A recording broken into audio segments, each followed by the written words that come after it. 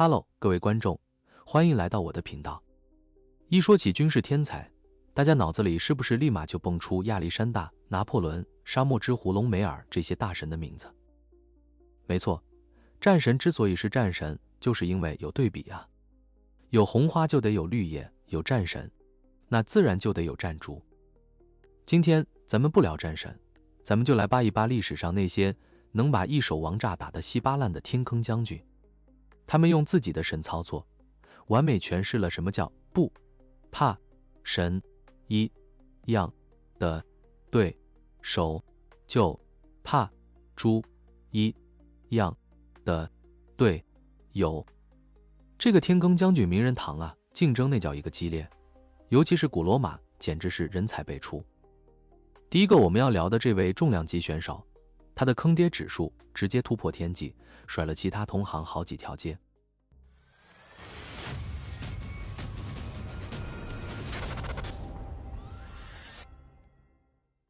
他就是昆图斯·塞尔维利乌斯·卡皮奥。想知道他到底有多坑吗？这么说吧，罗马史上著名的那几个倒霉蛋将军，比如为了炫富，结果把自己和7个军团全送了的克拉苏，还有在条顿堡森林里迷路，搞丢了3个精锐军团的瓦卢斯，跟咱们这位卡皮奥老哥比起来，那都得恭恭敬敬地喊一声前辈。故事要从公元前105年的阿劳西奥战役说起。当时一个叫辛布里人的日耳曼部落，跟赶集似的浩浩荡荡杀进了罗马的地盘。罗马派了2支军队去削他们，指挥官分别是执政官马克西姆斯和咱们的主角卡皮奥。按理说，马克西姆斯是总指挥，官比卡皮奥大，官大一级压死人，对吧？但在卡皮奥这儿不存在的。这位老兄，官比人家小，脾气比天大。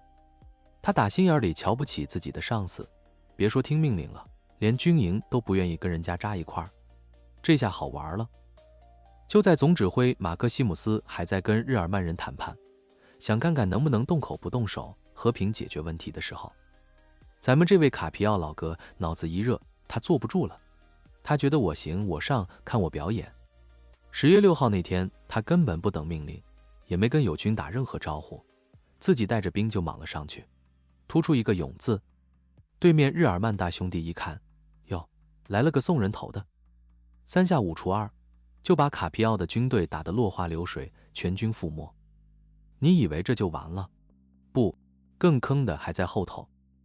辛布里人干掉了卡皮奥，士气大振，心想，嚯，罗马军团就这战斗力。于是他们乘胜追击，顺手就把旁边还在状况外的马克西姆斯的军营也给一锅端了。这一战，罗马输得有多惨？史书记载，罗马损失了大概8万步兵，外加4万的辅助部队和骑兵，总共12万大军。这损失比让罗马人刻在骨子里的噩梦坎尼会战还要惨得多。罗马的家底差不多被这个自大狂一个人给败光了。那么捅了这么大一个天坑，这位卡皮奥将军最后怎么样了？你猜怎么着？制造了这场惊天大屠杀的罪魁祸首卡皮奥本人毫发无伤地跑了。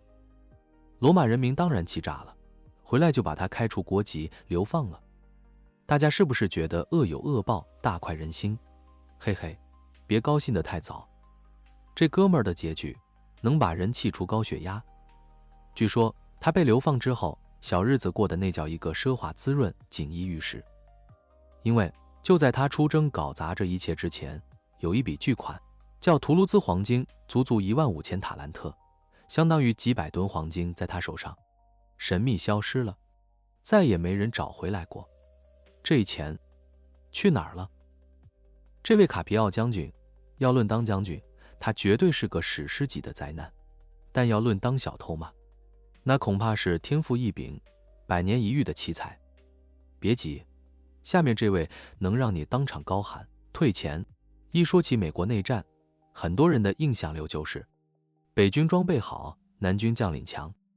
尤其是在东线战场，罗伯特李将军确实是把林肯打得焦头烂额。但是这个观点你拿到西线战场去，那可就完全是另一码事了。在西边，北军有托马斯、谢里登、还有大名鼎鼎的地毯式放火大师谢尔曼以及未来的总统戈格兰特。这几位猛人日常就是吊打对面的南军将领。而南军之所以在西边这么拉胯，很大程度上就要归功于我们今天的主角，一位用生命在诠释没那金刚钻就别揽那瓷器活的旷世奇才基迪恩·比洛将军。在美国内战这个充满了关系户将军的时代，这位比洛老兄可以说是双方阵营里最烂的那一个，没有之一。咱们先来翻翻他老人家的光辉履历，那可是在美墨战争时期就开始闪耀了。他是怎么当上少将的呢？靠战功 ？No No No， 靠的是他跟当时的美国总统波尔克是老铁关系。这位关系户上任后的第一个杰作，就直接成了全军的笑柄。在卡马戈，他大手一挥，命令手下弟兄们，给我挖战壕，狠狠地挖。听着挺正常是吧？结果，咱们这位空间几何大师可能是左右不分，他让士兵们把防御工事挖在了要塞的里边。这还没完，在塞罗戈多战役，他继续稳定发挥，各种掉链子，成了美军一场辉煌胜利中唯一的污点。虽然打仗不行，但咱们比洛将军吹牛和甩锅绝对是天赋点满。他特喜欢给各大报社写小作文，把自己在战场上的拉胯表现描绘成天神下凡，英勇无敌。这操作直接把他真正的顶头上司美军总司令温菲尔德·斯科特给气炸了。斯科特将军后来给他下了一个流传千古的毒舌评语，他说：比洛是我这辈子见过唯一一个在说真话和说瞎话之间完全无所谓的人。你以为这就完了？更绝的来了，这哥们打完仗还想从墨西哥偷一门大炮，藏在自己的行李里，偷偷运回家当纪念品，结果被当场抓包，闹上了军事法庭。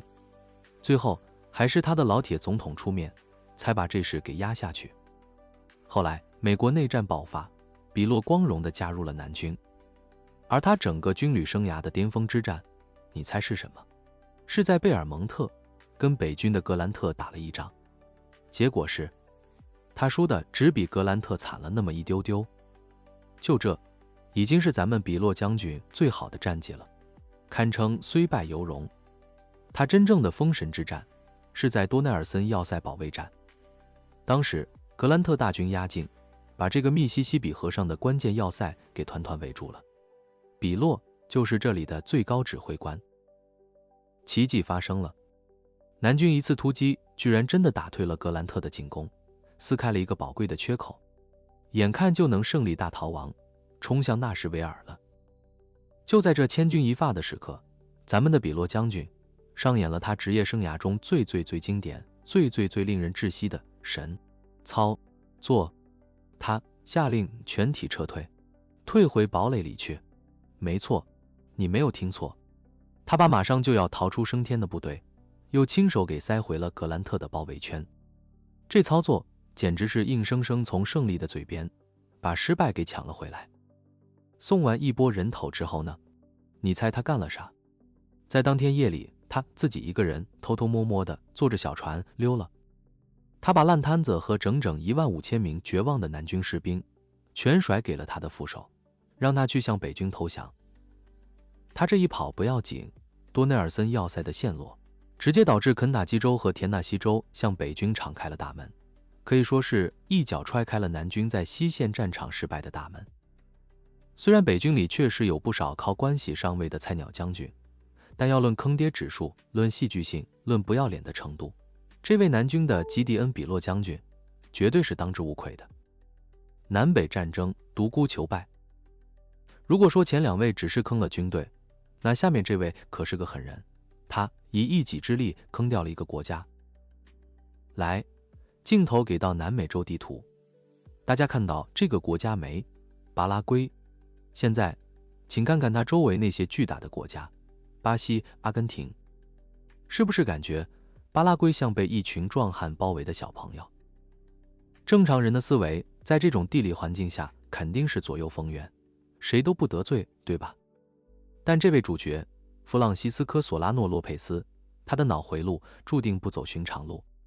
他用实际行动告诉全世界，不是要针对谁，我是说在座的各位都是垃圾。这位洛佩斯老兄其实是个富二代，他爹老洛佩斯是个挺牛的独裁者，励精图治，把巴拉圭建设成了一个在当时南美地区相当现代化的强国，军队也搞得有模有样。老爹在临终前把他叫到床边，语重心长地嘱咐他：儿啊，咱家这支军队是让你来看家的，不是让你出去跟人打架的，千万别瞎用啊。而这位洛佩斯少爷对老爹的这番忠告，那真是左耳朵进右耳朵出，一个字都没听进去。老爹的建议就跟咱们爸妈劝我们别熬夜一样，道理都懂，但就是不听，就是玩。很快机会来了。1864年12月，洛佩斯不知道哪根筋搭错了，先是对着隔壁的巨人巴西宣战了，光打一个还不过瘾，他又跟另一个大块头阿根廷说：老铁，借个道让我过去打巴西。阿根廷寻思，你这不扯淡吗？当场拒绝。结果洛佩斯反手就给了阿根廷一巴掌，不给借道，行，我连你一块儿打。于是他又向阿根廷宣战了，这下可好，捅了马蜂窝了。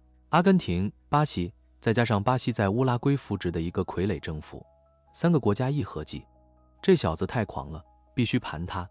于是3国组成同盟，正式向巴拉圭宣战。这就是历史上极其惨烈的3国同盟战争。战争的后果有多可怕？这么说吧，战前巴拉圭是一个生机勃勃的国家，战后整个国家的人口少了1半还多。最恐怖的是，巴拉圭所有适龄的男性几乎死了个精光，十不存一。想象一下，一个国家大街上几乎看不到青壮年男人了，那是何等的惨状。而造成这一切的始作俑者洛佩斯，在战争后期已经彻底疯了。他陷入了极度的偏执和疯狂，开始怀疑身边的一切，大搞内部清洗，下令处决了几百人，其中甚至包括他自己的亲哥哥和家人。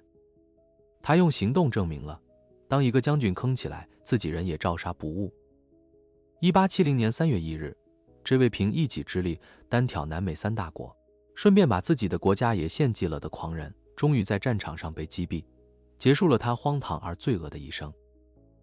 有时候，一个国家最大的敌人，不是来自外部的千军万马，而是来自内部的一个天坑领导人。弗朗西斯科·洛佩斯，他不是将军，而是一个国家的终结者。如果说之前几位将军的操作是又蠢又坏，充满了戏剧性，那么下面这位，他的故事则更多的是一种让人脊背发凉的、冷酷的、麻木的坑。第1次世界大战，那简直是天坑将军们团建的大舞台。比如意大利的卡多尔纳，在同一条河边头铁打了12次战役，最后把自己的军队打到全线崩溃。还有奥匈帝国的康拉德，连自己要打谁都没想明白，最后德国人看不下去了，直接把他的兵权给收了。但是要说坑的规模、坑的舞台，那谁也比不上西线战场。而在那个绞肉机里，一位英国指挥官成功地抓住了这次机会，把自己坑成了传奇。他就是道格拉斯·黑格爵士。黑格将军最大的问题在哪呢？就是他的思想还停留在上一个世纪。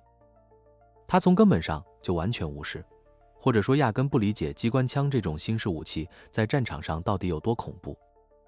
他固执地认为，之前盟军之所以失败，肯定不是因为撞上了一堵由子弹组成的无法穿越的钢铁之墙，绝对是别的原因。是冲锋的姿势不对，还是喊的口号不够响亮？于是抱着这种信念，在1916年7月1日，著名的索姆河战役打响了。黑格将军下达了他那个名垂青史的命令：全体上刺刀冲锋 ，Go over the top。然后2万名英军士兵在冲出战壕的一瞬间，就直接被德军的机枪扫倒，当场毙命。仅仅是开战的第1天，英军的总伤亡就高达6万人。6万是什么概念？我给大家对比一下。英国一代战神、滑铁卢的征服者威灵顿公爵，他指挥了长达数年的半岛战争，英军的总伤亡人数都没有黑格在这一天里送掉的人多，一天就败光了人家战神好几年的家当。好了，换做任何一个正常人，看到这尸横遍野、血流成河的场面，第一反应肯定是：我错了，这战术有问题，赶紧改，对吧？但咱们的黑格将军不，他纹丝不动，他觉得这战术没毛病，只是死的人还不够多。他继续把消耗战，也就是拿人命去填，当作是打败德国最有效的战略。整场索姆河战役下来，英军总共损失了42万人。你以为他会吸取教训吗？天真了。第二年，1917年，英军又发动了一场大规模攻势——帕斯尚尔战役。黑格将军熟悉的配方，熟悉的味道，又送掉了27万5千人。这场战役打的是如此惨烈和毫无意义，以至于帕斯尚尔这个词后来就直接成了无畏屠杀的代名词。战争结束后，人们为了形容黑格将军和他手下的英军，创造了一个流传至今的说法，这句话应该是对他最好的总结了。一群有驴子率领的狮子 Lions led by donkeys， 士兵们像雄狮一样勇敢无畏，但他们的指挥官，说他是驴，可能都侮辱了驴这种勤劳的动物。下面咱们把镜头摇到战壕的另一边，去看看德意志帝国的指挥官埃里希·鲁登道夫。这位老兄可就复杂了，他堪称是历史上赢了所有战斗，却输掉了整场战争的完美代言人。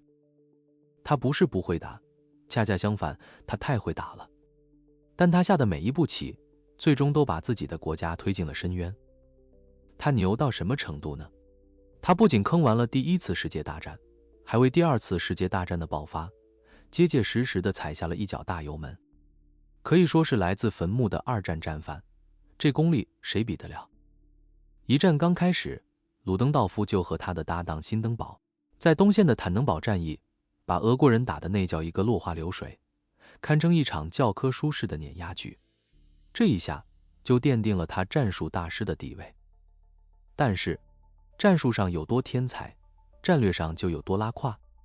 当时德国的总体作战方案叫施里芬计划，说白了就是计划一个漂亮的右勾拳，主力从侧翼快速包抄，绕到法国人背后一击 KO， 然后再回头去收拾东边的俄国。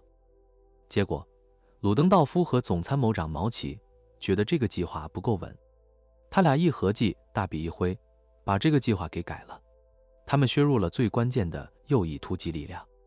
结果呢，右勾拳变成了直拳，一头撞在法国人的防线上，直接在马恩河被挡住了。然后双方就在原地挖了4年战壕，开启了绞肉机模式。这一步棋直接把德国的闪电战打成了消耗战。但凡他不做这个改动，历史可能就完全不一样了。如果说改计划只是开胃菜，那他接下来的操作就是直接按下了自爆按钮。打了几年，战局僵持不下，鲁登道夫开始着急了，他极力推动一个疯狂的政策——无限制潜艇战。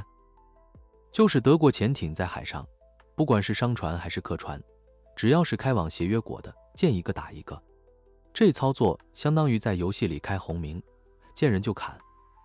于是他成功的把一个一直在旁边围观，疯狂给对面刷装备的中立国美国给惹毛了。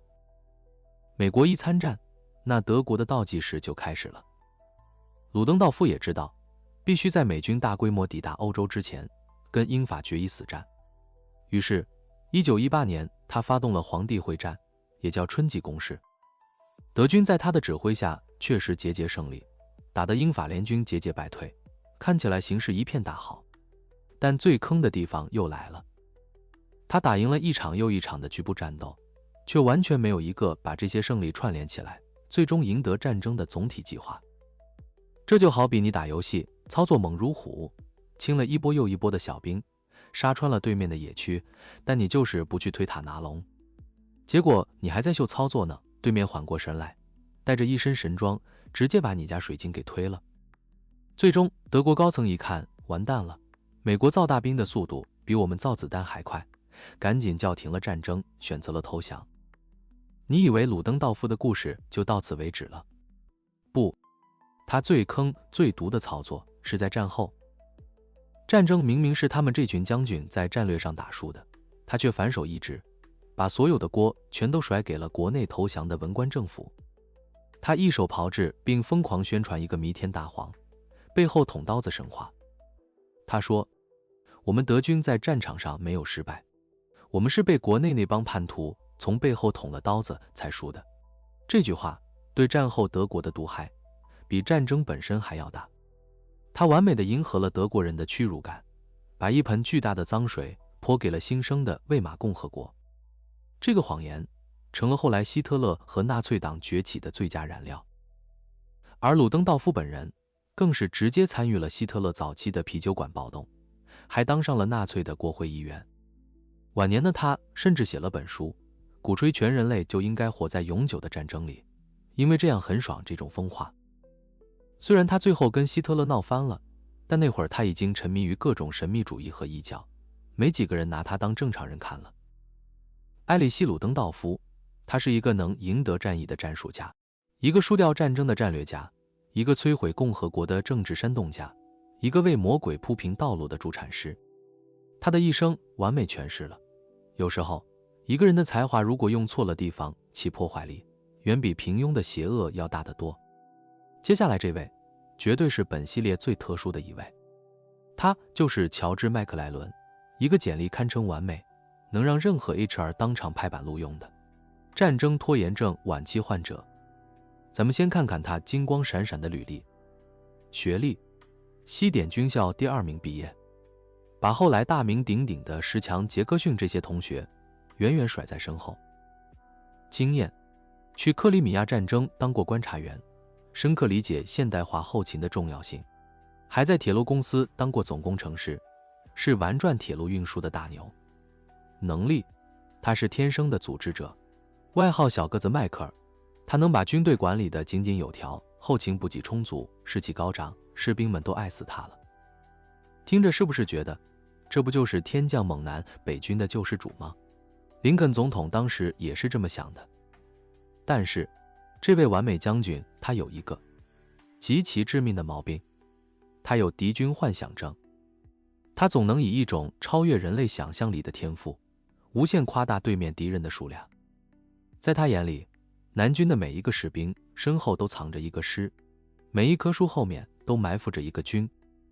于是因为他永远不想面对一支数量占优的敌人，所以他永远都选择不开打。这对于一个头衔是联邦军总司令的人来说，简直是太要命了。在林肯总统三催四请，几乎是拿着鞭子在后面抽的情况下，咱们这位拖延战神终于挪动了他尊贵的脚步，开启了半岛战役。这个计划本身堪称天才，他没有直接从陆路硬刚南军首都李士满，而是策划了一场惊人的2栖登陆，用船把超过10万大军运到了李士满的侧后方。这操作简直是诺曼底登陆的提前彩排。然而麦克莱伦式的神操作也随之上演了。登陆后，挡在他面前的南军将领叫马格鲁德，手下兵力少得可怜。麦克莱伦的兵力是他的10倍，整整10倍。咱们的麦克莱伦将军望远镜里一看，哎呀妈呀，敌人太多了，漫山遍野都是啊。然后他就下令全军停止前进，就地挖站好，准备围城。这一围就是1个多月。他离南军首都李士满近到能听见城里的教堂钟声，但他就是不动，机会就这么被他硬生生给拖没了。南军缓过神来，换上了他们真正的王牌罗伯特里。李将军一眼就看穿了麦克莱伦的怂人本质，在接下来的7日战役里，几道组合拳就把这10万大军给赶回了海边。林肯气得当场就把他给撤了。但没过多久，北军在第2次布尔西战役被打得溃不成军，林肯没办法，只能又把麦克莱伦请回来当救火队长。因为全军上下只有他能把这支破碎的军队重新组织起来，鼓舞士气。麦克莱伦也确实牛，几天之内就让军队焕然一新。然后安蒂特姆战役爆发了。这场战役，麦克莱伦手握可以一举击溃李将军主力，甚至可能直接终结战争的王牌预备队。但他那被林肯总统称为慢半拍的毛病又犯了。他犹豫了，他害怕了，他不敢投入决定性的力量。最终，他眼睁睁地看着李将军的残部，从容地从他眼皮子底下溜走了。故事还没完。1864年，这位将军跑去竞选总统，挑战林肯。你猜他所在的民主党当年的核心竞选纲领是啥？非常应景，核心思想就一个字：和。咱们别打了，跟南方握手言和吧。一个不想打仗的将军，代表一个不想打仗的政党去竞选总统，这逻辑也算是自洽了。结果嘛，当然是被林肯轻松击败。乔治·麦克莱伦，他就像一把由最顶级的工匠用最上乘的材料精心打造出的宝剑，他被擦得锃亮，装饰得无比华丽，人人都夸他是绝世神兵，但他的主人却永远不敢把他拔出剑鞘。他就是那个最完美的将军和最糟糕的战士。接下来的这位有点特殊，你可能会问，一个海军上将是怎么挤进我们这个陆军天坑排行榜的？答案很简单，因为他是这个世界上唯一能比俄国的冬天更让拿破仑感到崩溃和绝望的存在。他就是法国海军上将皮埃尔·夏尔让·巴蒂斯特·希尔维斯特·德维尔纳夫。我知道这名字长得能当绕口令了，咱们就叫他维尔奈夫。这位老兄的坑那可是有传承的，他的历史首秀是在著名的尼罗河口海战。在那场法国舰队几乎被全歼的战斗中，咱们的维尔纳夫英勇地带头跑了。没错，他是当时法国舰队里仅有的2艘成功逃跑的战舰之一的指挥官。别人靠打赢成名，他靠跑得快，在海军里混出了名堂。溜到马耳他之后，结果马耳他后来被英国人占了，他又被俘了。英国人觉得他没啥威胁，很快就把他放了。接下来，神奇的事情发生了。随着那些比他更能打、更有能力的法国海军将领们，要么战死，要么因为各种原因得罪了拿破仑被拉黑，咱们这位逃跑将军维尔内夫，居然就这么靠着同行们的衬托，一路晋升，混到了法国舰队的最高指挥层。1804年，维尔纳夫迎来了他人生中最重要也是最坑爹的任务。当时，拿破仑准备实施他那个雄心勃勃的计划，入侵英国本土。计划是这样的，维尔纳夫指挥土伦的主力舰队，先把英国海军的王牌独眼战神奈尔逊给引到加勒比海去，然后再偷偷溜回来，控制英吉利海峡，掩护陆军大部队过海。这计划要是成功了，整个欧洲的历史都将被改写，到时候维尔内夫就是全法国的英雄。结果呢，维尔内夫将军他又双若绝，不听命令了。他没有按计划返回英吉利海峡，而是不知道哪根筋搭错了，把舰队开进了西班牙的加的斯港。这一操作直接让奈尔逊的舰队有了充足的时间返回欧洲，也让拿破仑的跨海入侵计划彻底泡汤。拿黄这边几十万大军都准备好了，就等他了。结果他在西班牙港口里思考人生，拿破仑的愤怒简直能点燃整个英吉利海峡。故事还没完，英国舰队随即就把加的斯港给封锁了。虽然英国人的船比他少，维尔纳夫就躲在港里不敢出去。就在这时，他听说拿破仑已经派人来接替他的指挥权了。他一听要被炒鱿鱼，自尊心瞬间爆棚。为了证明自己不是懦夫，他做出了一个更加灾难性的决定，主动出港硬刚奈尔逊的主力舰队。于是，人类海战史上最著名、最易编导的战役之一——特拉法加海战爆发了，一场彻头彻尾的屠杀。维尔纳夫的舰队损失了20艘战舰，而纳尔逊的英国舰队1艘未失，0比20。这场海战直接终结了法国的海上力量，确立了英国未来100多年的海上霸主地位。虽然纳尔逊本人在这场战斗中阵亡，但维尔内夫也只比他多活了6个月。他又一次被英国人俘虏，放出来之后，他深知自己已经没脸回去见拿破仑了。最终，这位逃跑将军选择了自杀，他宁可面对死亡，也不敢面对拿破仑的怒火。维尔劳夫的人生就是一个完美的闭环，从逃跑开始，到因为害怕而自杀结束。他手里握着的是拿破仑称霸世界的钥匙，却用它打开了法国海军的坟墓。他绝对配得上我们天坑将军名人堂里的一个荣誉席位。接下来请出的是一位重量级嘉宾，他用自己的一生完美诠释了什么叫做有奶便是娘，有枪就是爹，忠诚是什么，能吃吗？很多人肯定都听过一句话，叫记住阿拉莫 Remember the Alamo。 阿拉莫之战是德克萨斯独立战争里最悲壮的一战，但你们知道吗？赢得这场战斗的墨西哥将军就是我们今天的主角，安东尼奥·洛佩斯·德圣安娜。你可能会问，一个打了胜仗的将军怎么也上这天坑榜了？因为赢得一场战斗对他来说根本不重要。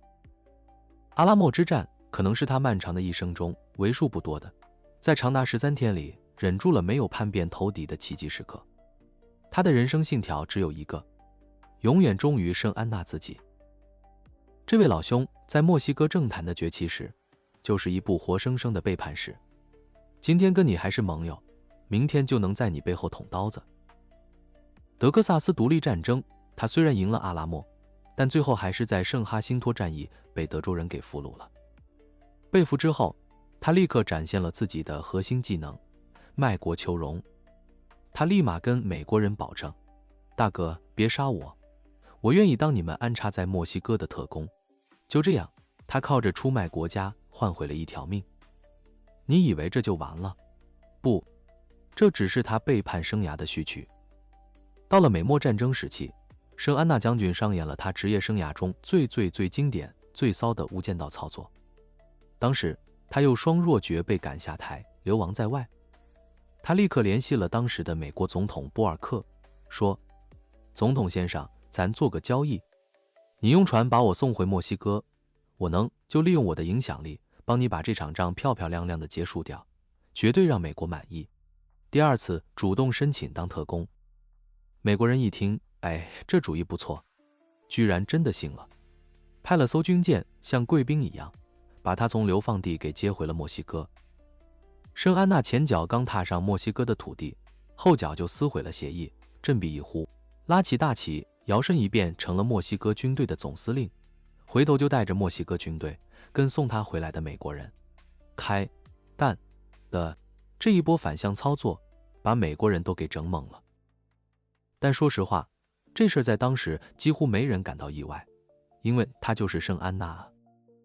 当然，最后他还是被美军将领温菲尔德斯科特，就是前面被比洛气个半死那位给打得落花流水，又一次被赶去流放了。你以为故事到这就结束了？不，一个真正的背叛之王是永远不会退休的。几十年后，法国人入侵墨西哥，扶植了一个傀儡皇帝马克西米连。这时候咱们的圣安娜已经70岁高龄了，但她那颗骚动的心依然不甘寂寞，她决定再干一票大的。她同时向2个对立的势力发出了求职信。一边，他联系美国政府，义正言辞地说，给我点支持，我帮你把法国佬扶持的这个傀儡皇帝给推翻。另一边，他又给那位傀儡皇帝马克西米连写信，谄媚地说，陛下，您忠诚的仆人圣安娜前来为您效劳了。到了这个时候，他的名声已经在国际上臭到家了。美国人和法国人两边一对消息都乐了，这老骗子的话一个标点符号都不能信啊。最终，这位古稀之年的跳槽王被2个死对头同时干脆地拒绝了。安东尼奥·洛佩斯·德圣安娜，他的一生不忠于西班牙，不忠于墨西哥，不忠于美国，也不忠于法国，他只忠于他自己。他不是一个简单的坏将军，他是一个行走的会呼吸的政治投机教科书，一棵完美的墙头草，风往哪边吹他就往哪边倒。他用自己传奇的一生为我们展示了一个人是如何能把自己的信誉玩到彻底破产的。一说起美国历史上的坏将军，大家可能首先想到的是那个著名的叛徒本尼迪克特·阿诺德，他的名字至今都是叛国者的代名词。但是，就算是阿诺德这样的叛徒，也只是身败名裂。他可没本事让自己因为在战场上的无能和懦弱而被军事法庭判处死刑。这个史无前例、后无来者的殊荣，属于接下来的主角威廉·赫尔，美国历史上唯一一个被判处枪决的将军。你可能觉得，能被判死刑，这人得有多坑啊？别急，咱们先看看他的履历。这位赫尔将军，早年其实是个英雄，他在美国独立战争中战功赫赫，后来还被任命为密歇根地区的总督。怎么看，都是个功成名就的正面人物。然而，当1812年战争爆发，年近60的赫尔被任命为准将，负责保卫密歇根和入侵加拿大时，他用实际行动证明了，过去的功劳簿并不能给未来的拉胯表现买单。首先，赫尔将军运气不太好，他要面对的是当时北美大陆上2位神仙级别的指挥官，一位是英国将军艾萨克·布洛克，这哥们儿有读心术，总能预判你下一步要干嘛；另一位是他的盟友，肖尼部落的传奇酋长特库姆塞，他领导着当时北美大陆上最强大的印第安联军，是心理战和游击战的大师。咱们的赫尔将军跟这2位一比，那简直就是青铜选手。排位赛遇到了2个职业大神，他被彻彻底底的碾压了。于是，一场灾难性的拉胯表演开始了。就在赫尔还在犹豫不决、瞻前顾后的时候，对面的布洛克将军手起刀落，先把他手下一个关键的要塞给端了。赫尔一听丢了要塞，慌了，他立刻下令，让另一个叫迪尔伯恩堡的要塞守军赶紧撤离。结果，这帮守军前脚刚迈出堡垒，后脚就被印第安部落给包了饺子，全军覆没。赫尔好不容易鼓起勇气，带着部队入侵加拿大，结果连家门口一个弱得可笑的英军小据点都打不下来，被特库姆塞的游击队骚扰了几下，就灰溜溜地撤了回来。到了这个时候，赫尔将军的胆子已经被彻底吓破了，而压垮他的最后一根稻草很快也来了。他派出的200多人的补给护卫队，被特库姆塞手下区20多个战士给击溃了。对面的布洛克和特库姆塞一看，时机成熟了，立刻挥师直指赫尔的大本营底特律要塞。在这里，特库姆塞导演了一出流传千古的心理战好戏。城墙上的赫尔看着这无穷无尽的印第安大军，他以为有几千人，其实就几百人。再听着河对岸英军的炮声，他的心理防线彻底崩溃了。他做出了一个让全美国都蒙羞的决定，在没有开一枪的情况下，他下令投降。他把整座底特律要塞连同2000名士兵、几十门大炮、1艘军舰，以及几乎整个密歇根地区，像送快递一样打包赠送给了英国人。战争结束后，被英国人放回来的赫尔立刻被送上了军事法庭，他被裁定犯有11项罪名，包括懦弱和玩忽职守。最终的判决是死刑，立即执行。虽然最后，当时的美国总统詹姆斯·麦迪逊念在他独立战争的功劳上，赦免了他的死罪，但威廉·赫尔这位曾经的战争英雄，最终还是以美国史上唯一被判死刑的将军的耻辱身份，被钉在了历史的柱子上。英雄和懦夫之间，有时真的只隔了一场战争的距离。好了，我们的天坑将军系列到这里就全部结束了。这几位风格迥异的大神，哪一位让你印象最深刻？或者你还知道哪些更坑的将军？欢迎在评论区激情开麦。